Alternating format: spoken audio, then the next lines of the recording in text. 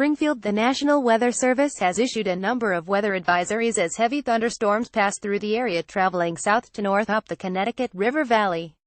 Heavy rains have prompted flash flood warnings for Franklin and Hampshire counties until 2 a.m.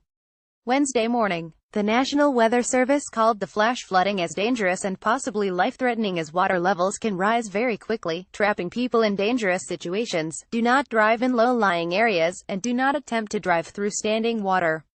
Many police departments across the region are reporting heavy flooding on city roads. A wind advisory has been issued with winds between 10 and 15 miles per hour to be expected, along with gusting as high as 45 miles per hour capable of knocking down limbs and even some trees. Expect power outages as power lines are affected.